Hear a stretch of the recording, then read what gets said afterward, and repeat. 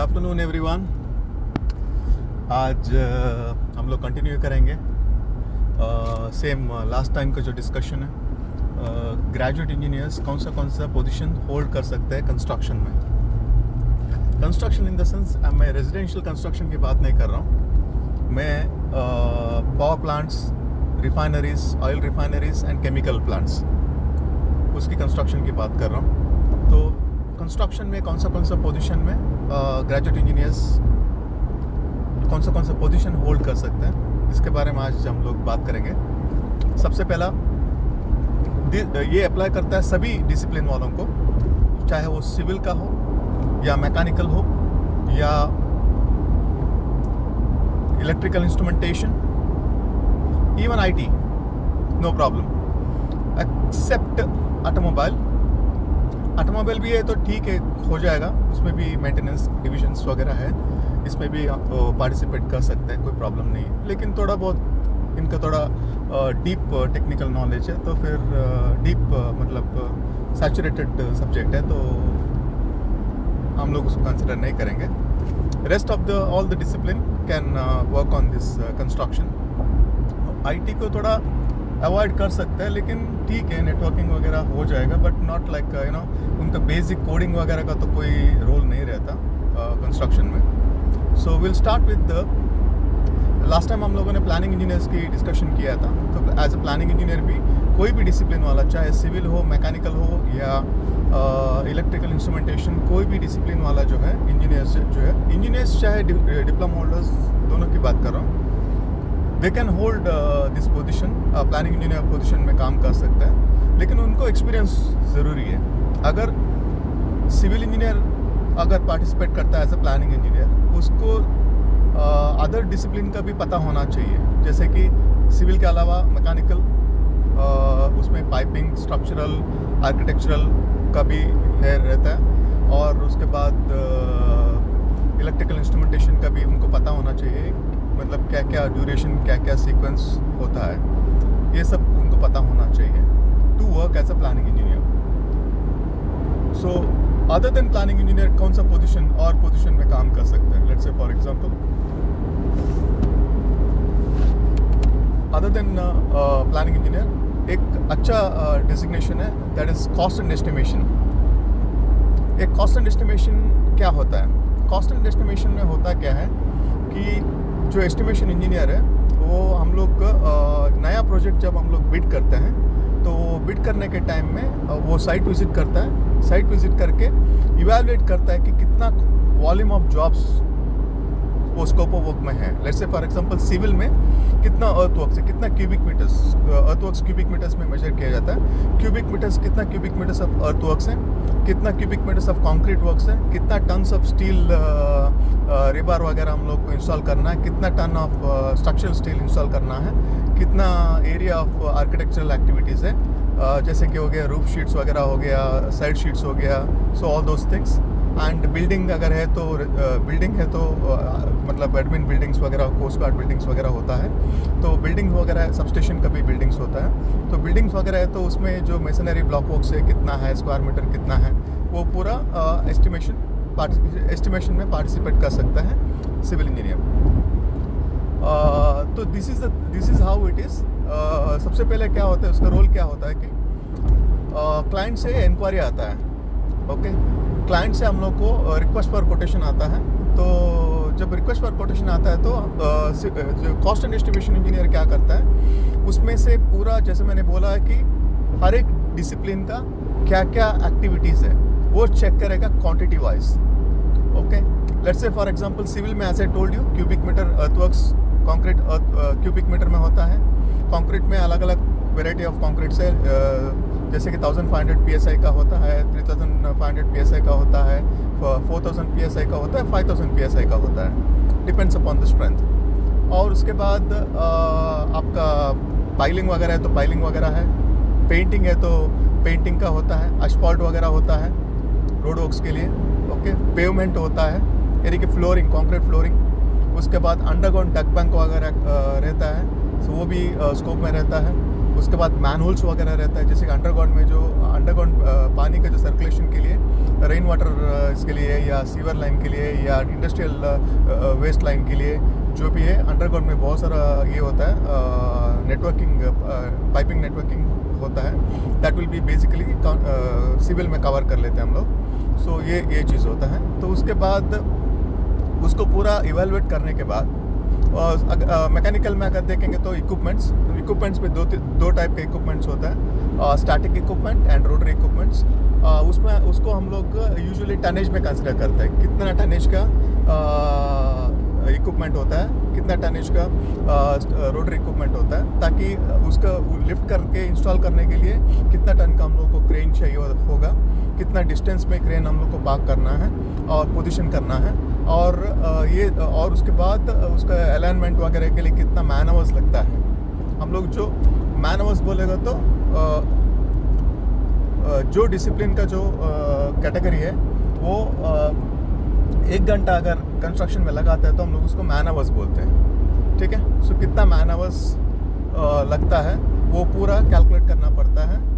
That is calculated by cost and estimation. बहुत ही intelligent और अच्छा ये डिजिग्नेशन है, बहुत ही इंटरेस्टिंग डिजिग्नेशन है।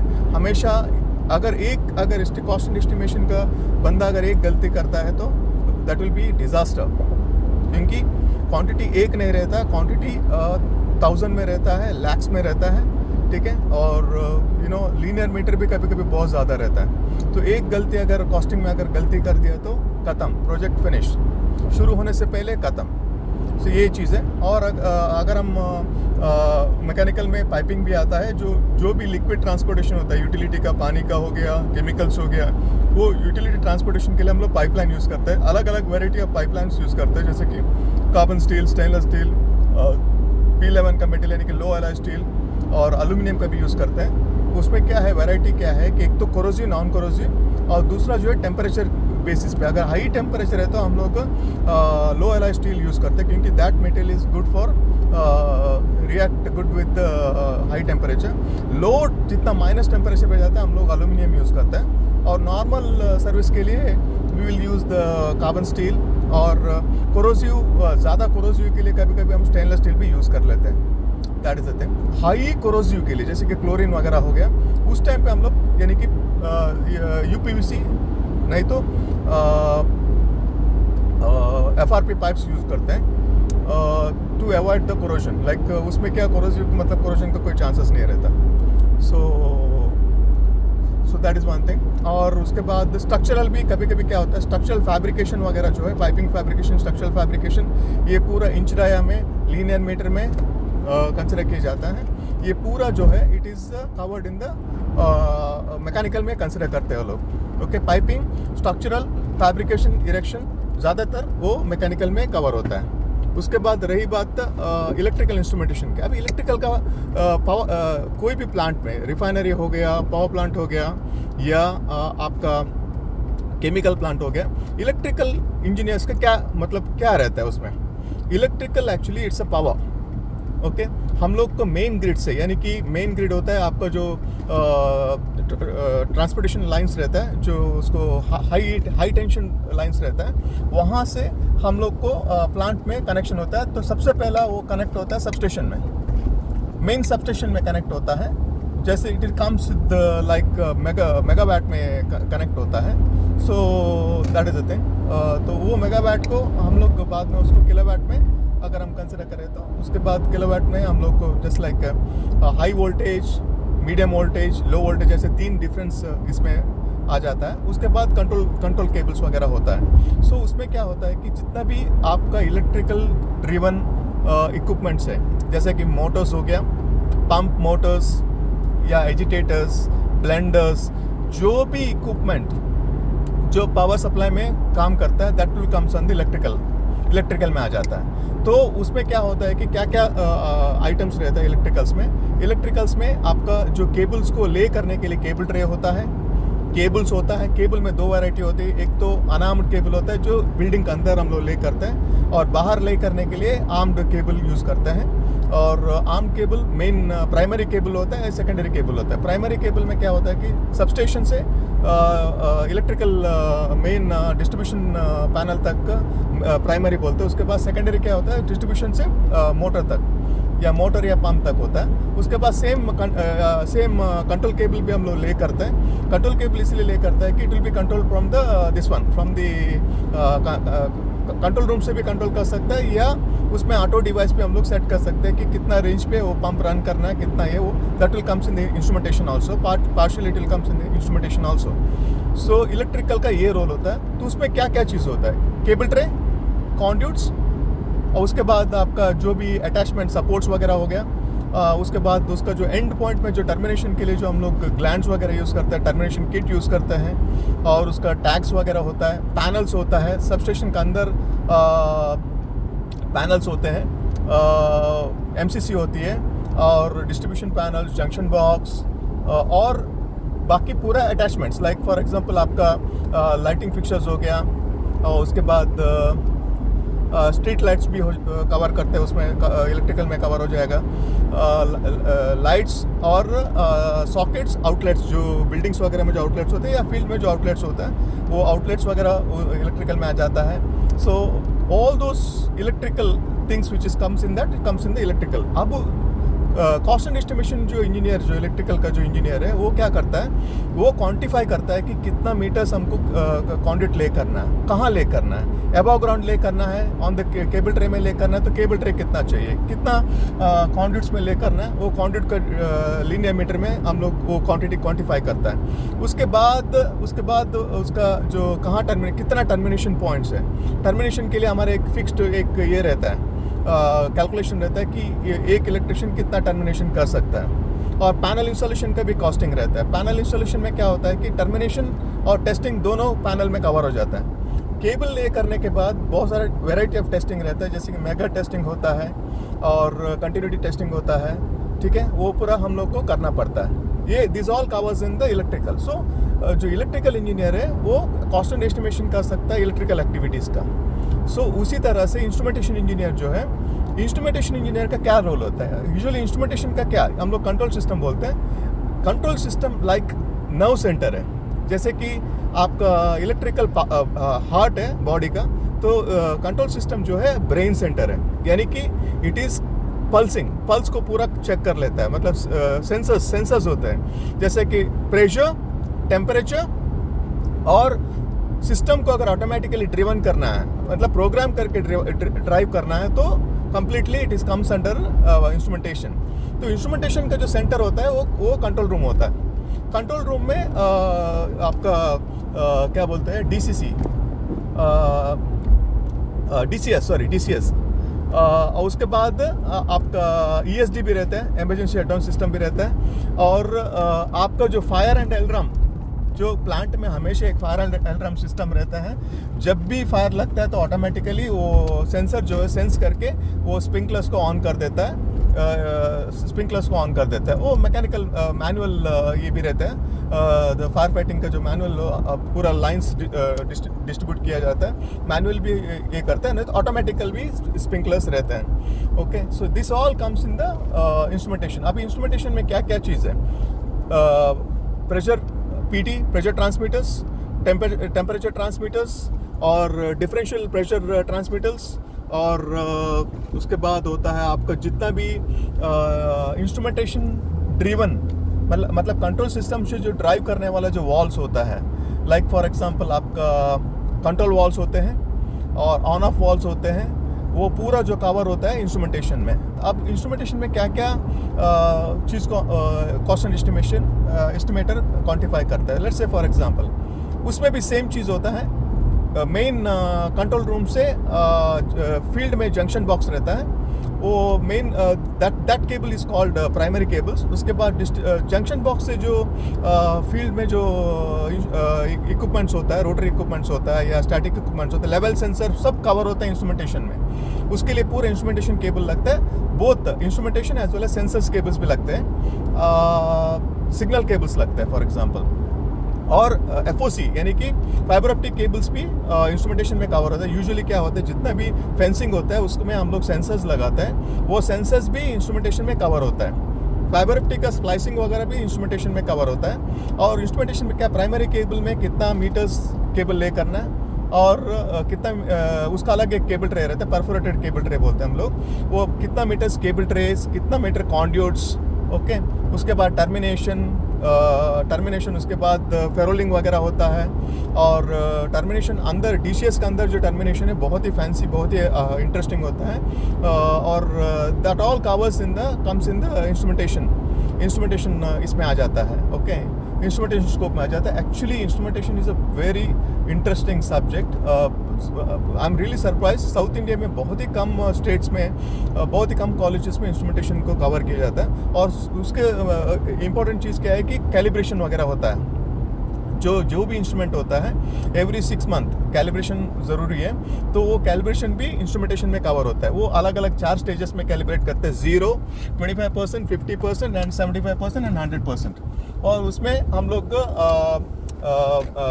उसको जो मेन जो गेज होता है, 2 गेज के साथ हम लोग कंपैरिजन करते हैं। और एक मेन गेज और दूसरा जो कैलिब्रेशन करना गेज होता है उसको कंपेयर करके हम लोग सेट करते हैं, उसका रीडिंग वगैरह सेट करते हैं, ओके। अगर ट्रबल शूटिंग की जरूरत है तो ट्रबल शूटिंग भी कर लेते हैं। So this all covers in the instrumentation. बहुत ही इंटरेस्टिंग ये है इंस्ट्रूमेंटेशन। और ज़्यादातर बिल्डिंग का अंदर इंस्ट्रूमेंटेशन और फील्ड का लेइंग वगैरह, केबल्स वगैरह फील्ड में भी रहता है। So this all comes in the covers in the instrumentation में कवर होता है। So this is one thing. और उसके बाद अगर हम बोलते हैं कि मैकेनिकल में क्या होता है कि पेंटिंग वगैरह भी है ना, पूरा कवर होता है मैकेनिकल। एक्चुअली इससे केमिकल इंजीनियरिंग, जो भी केमिकल इंजीनियरिंग स्टूडेंट्स हैं वो लोग पेंटिंग सिस्टम में इन्वॉल्व हो सकते हैं। देखो, हर एक प्लांट में अलग टाइप का पेंटिंग सिस्टम अप्लाई किया जाता है। टू यूजुअली क्या होता है, जितना भी कार्बन स्टील मेटल रहता है, वो कार्बन स्टील मेटल क्या होता है कि एम्बियंट में जो ऑक्सीजन है, ऑक्सीजन के साथ रिएक्ट कर लेता है। रिएक्ट करने के बाद ऑक्सीडाइजेशन होता है, दैट इज कॉल्ड, हम लोग रस्टिंग बोलते हैं या कोरोजन बोलते हैं।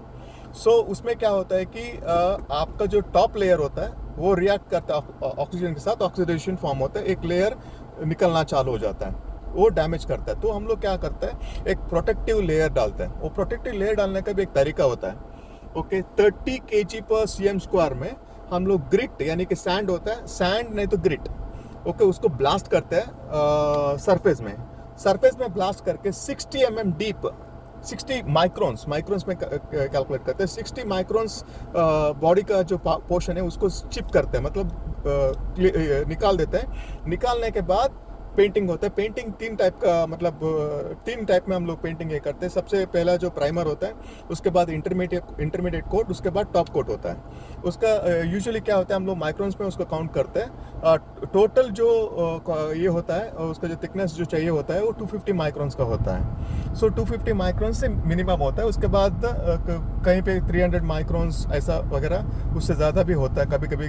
अगर आप कोस्टल रीजन में चले जाए तो coastal region in the sense समुंदर से 500 मीटर्स या 1 किलोमीटर का रेडियस में जो ये होता है, दैट विल बी, हम लोग क्या करते हैं उसको एक अलग वैरायटी ऑफ पेंटिंग हम लोग प्रपोज करते हैं।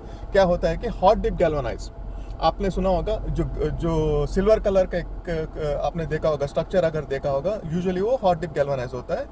उसमें क्या होता है कि स्टील को पहले सैंड ब्लास्टिंग कर लेते हैं, यानी कि जो ग्रिट ब्लास्टिंग जो मैंने एक्सप्लेन किया, वो करने के बाद उसको like a kind of electroplating process, वो स्ट्रक्चर को डिप किया जाता है जिंक गैल्वा कंपाउंड केमिकल में, और हाई टेम्परेचर में, like let's say for example 100-200 degrees के आसपास में उसको डिप किया जाता है। और सर्टेन ड्यूरेशन के लिए, यानी कि 1 आवर 2 आवर्स, उस हिसाब से उसको डिप किया जाता है। और जब निकलता है तो उसको ऊपर एक लेयर ऑफ जिंक गैल्वा कंपाउंड जो है वो स्टिक हो जाता है। That will be like almost like 100 microns का ऊपर होता है। उसके बाद क्या होता है कि यूजुअली अगर कोस्टल की बात कर रहा हूँ मैं, समुंदर के बीच वगैरह जो स्ट्रक्चर जो होता है, या तो स्टेनलेस स्टील का यूज़ करते हैं। अगर स्टेनलेस स्टील का नहीं है तो गैल्वेनाइज यूज़ करते हैं। गैल्वेनाइज प्लस उसके ऊपर कोटिंग के लिए प्रपोज करते हैं क्लाइंट। अब 100 माइक्रोन्स गैल्वेनाइजिंग का हो गया, उसके बाद जो कोटिंग होता है केमिकल्स वगैरह, जो केमिकल पेंट्स होता है, that will be like another 250 microns, like 350 microns. The reason क्यों, जब समुद्र में हवा आती है तो उसमें क्या होता है कि सॉल्ट स्प्रे होता है। जब सॉल्ट स्प्रे होता है तो स्ट्रक्चर को एक तरह से वो ब्रश करता है, स्ट्रक्चर को ब्रश करता जाता है, तो उसमें क्या होता है, थिकनेस कम होता है। कोरोजन तो है, कोरोजन इज, ऑक्सीडेशन तो हाई लेवल पे रहता है क्योंकि सॉल्ट कंटेंट होता है समुद्र में। सो उसके अलावा क्या होता है कि उसके अलावा जो है, जो सॉल्ट स्प्रे होता है तो उसमें क्या होता है कि आपका पेंट का जो ये है ना वो चला जाता है। तो इसके लिए क्या करते हैं, 100 माइक्रॉन्स हॉट डिप गैल्वेनाइज होता है प्लस 250 माइक्रॉन्स पेंटिंग रहता है। तो ओवर द पीरियड ऑफ 15 साल के लिए, 10 साल के लिए कुछ नहीं होता स्ट्रक्चर। तो ये होता है, ये केमिकल इंजीनियरिंग में बहुत ही इंटरेस्टिंग होता है। सो बहुत ही अलग अलग टाइप का कोटिंग होता है। So that is very interesting. देखो कोटिंग, आप लोग सोचते हैं कि पेंटिंग एंड कोटिंग सिस्टम बहुत ईजी है, नहीं ऐसा नहीं होता। सऊदी अरेबिया में अगर मैं आपको समझाऊँ तो अगर समर टाइम में दिन में 50+ डिग्री टेम्परेचर रहता है, वही चीज़ मिडनाइट में जब जाते हैं तो उसका टेम्परेचर 20 डिग्री शॉर्ट हो जाता है, यानी कि 30 डिग्री आसपास में रहता है, यानी कि 20-25 डिग्री का फर्क रहता है। उसमें क्या होता है, ह्यूमिडिटी फॉर्म होता है, और ह्यूमिडिटी लेवल समर में ह्यूमिडिटी लेवल 70% के ऊपर है। देखो 70% के ऊपर का मतलब क्या होता है, आप खड़े खड़े आपका हाथ में पूरा पसीना आने लगता है। सेम चीज़ अप्लाई होता है स्ट्रक्चर के ऊपर, स्ट्रक्चर के ऊपर भी कंडेंसेशन हो जाता है, पूरा पानी पानी होने लगता है, ऑटोमेटिकली पानी वाटर एक लेयर हो जाता है स्ट्रक्चर के ऊपर। ओके, सो ये चीज़ होता है। तो कोरोजन का बहुत ज़्यादा इम्पैक्ट रहता है। तो उसमें क्या होता है, पेंटिंग जब हम करते हैं या सैंड ब्लास्टिंग करते हैं, सैंड ब्लास्टिंग करने के बाद 6 आवर्स के अंदर हमको पेंटिंग करना पड़ता है। और पेंटिंग का जो इश्यू होता है, पेंटिंग का जो हम लोग करते हैं, तो पेंटिंग का भी जब करने के टाइम एक टाइमिंग रहता है, दिन में 10 बजे से 4 बजे के बीच में हम लोग को करना पड़ता है, क्योंकि इवनिंग होते होते क्या होता है कि ह्यूमिडिटी लेवल 70% के ऊपर बढ़ जाता है। 70% के ऊपर अगर 70% के ऊपर बढ़ता है तो ऑटोमेटिकली क्या होता है, वो जो स्ट्रक्चर के ऊपर जो क्या होता है कि पानी का लेयर फॉर्म हो जाता है। ओके, कंडेंसेशन हो जाता है। तो उसमें क्या होता है, उसके ऊपर अगर पेंट करता है तो जब पेंट वेट रहता है तो पता नहीं चलता, उसके ऊपर लग जाता है, आपको लगेगा कि पेंट ऑलरेडी लग चुका है। जब धूप में जब वो जो पानी का लेयर जब ड्राई हो जाता है ना, तो क्या होता है, पेंट जो है वो पीलिंग होना चालू हो जाता है। So this is the very interesting subject chemical engineering. So वो एक चीज़ कंस्ट्रक्शन में इंजीनियर्स फॉलो कर सकता है, इंजीनियर्स उसमें पार्टिसिपेट कर सकता है। और उसमें भी क्या होता है कि पेंटिंग का हम लोग कैसे कैलकुलेट करते हैं, पेंटिंग का या तो केजी बेसिस पे, अगर स्ट्रक्चर है तो केजी या टनेज। मान लो कि 10 टन का स्ट्रक्चर है तो हमारे पास एक केजी का एक रेट रहता है, केजी के एक रेट के हिसाब से हम लोग पहले टनेज को कैलकुलेट करते हैं, उसके हिसाब से हम लोग कैलकुलेट करते हैं। ये एक चीज़ है। दूसरा चीज़, अगर बड़ा बड़ा एरिया है, मतलब बड़ा बड़ा पैनल्स है, बड़ा बड़ा, तो हम लोग स्क्वायर मीटर में कैलकुलेट करते हैं। तो ये केमिकल इंजीनियर भी पार्टिसिपेट कर सकता है कॉस्ट एंड एस्टिमेशन में। ठीक है, ये एक चीज़ है। सो कॉस्ट एंड एस्टिमेशन में बेसिकली सब लोग पार्टिसिपेट कर सकते हैं। आईटी इंजीनियर कैसे पार्टिसिपेट कर सकते हैं, फॉर एग्जांपल हर एक प्लांट, यानी कि हर एक प्लांट में क्या होता है कि एक कॉन्ट्रैक्ट निकलता है नेटवर्किंग के लिए, नेटवर्किंग का मेंटेनेंस के लिए।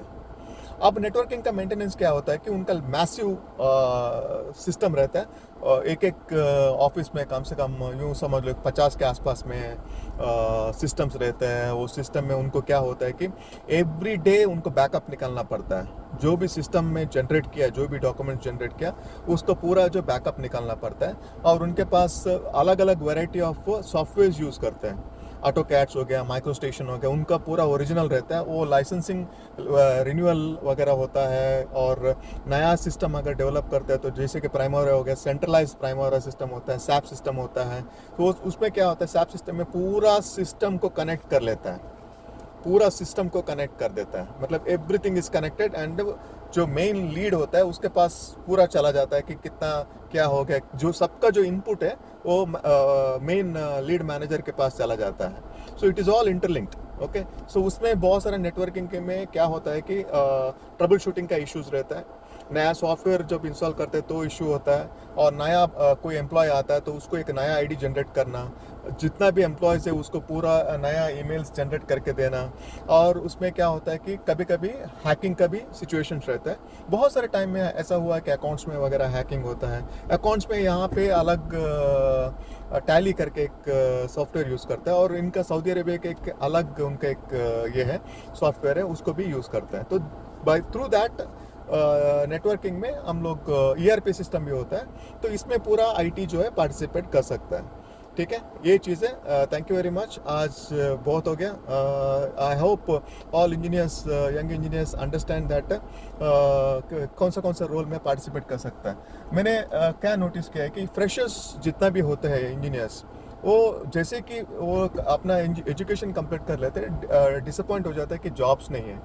मैं आपको बता देता हूँ, हर एक कंपनी में अच्छा इंजीनियर्स का डिमांड रहता है। ओके, हमारे पास हमेशा 100 में से यूँ समझ लो कि 30 to 40%, यूँ समझ लो कि 40 to 60% का रेशियो में एवरेज इंजीनियर्स रहते हैं, जो एवरेज काम करते हैं, एवरेज IQ के इंजीनियर्स रहते हैं। और 10% या 20% ऐसे रहते हैं कि मतलब यूजलेस, हम मतलब मजबूरी से उनको रखा हुआ है, वो लोग बस काम चलाऊ टाइप का रहता है। ओके, वो नॉट ओनली इंजीनियर्स, हर एक डिसिप्लिन में अप्लाई होता है। और जो ब्रेन सेंटर होता है वो हार्डली 10 to 20% होता है, जो जीनियस होता है, जो रियली मतलब हार्ट होता है या ब्रेन होता है इंडस्ट्री का, मतलब कंपनी का, तो वो कभी डिस्कार्ड नहीं करते हैं उनको। और ये जो स्क्रैप जो है, मतलब जो ये जो अनवांटेड, मतलब इनको क्या है कि इनको काम करना है बस, they don't want to be a part of organisation, they just काम चलाओ टाइप पब्लिक रहते हैं, जो लेजी होते हैं और ज़्यादा पार्टिसिपेट ये नहीं करते, एफर्ट नहीं डालते हैं। तो ऐसे बहुत सारे वो उनका जो वॉल्यूम होता है हर एक कंपनी में 20% रहता है, और कंपनी हमेशा ये फिराक में रहते हैं कि उनको कैसे रिप्लेस किया जाए। ओके, सो आप अगर अच्छा आपका स्किल लेवल आप बढ़ाइए। मैं नहीं बोल रहा हूँ आप 90%, 95, 98% जैसे कि IIT का जो रिक्वायरमेंट होता है, ऐसे इंडस्ट्री में कभी रिक्वायरमेंट नहीं रहता। आप अपना स्किल लेवल बढ़ाइए और एटीट्यूड अच्छा रखिए और डिसिप्लिन रहिए, मतलब on time in on time out. ठीक है, और अगर ज़रूरत पड़े, अगर आपको काम करने का, अगर आपका रिक्वायरमेंट हो गया हॉलीडेज में आके काम करना है, तो आपको ओवर टाइम मिलता है। अगर आपको 8 आवर्स के बाद अगर आप काम करते हैं तो आपको ओवर टाइम भी मिलता है। ऐसा नहीं है कि आपको फ्री ऑफ कॉस्ट से इधर काम करता है, ऐसा मिडिल ईस्ट में ऐसा होता नहीं है। ओके, सो ऐसा हालात में आप अच्छा अपना ये इसमें पार्टिसिपेट कर सकते हो। Okay, thank you very much. अभी आधा घंटे का वीडियो हो गया। I hope it will be helpful for all engineers. Thank you very much.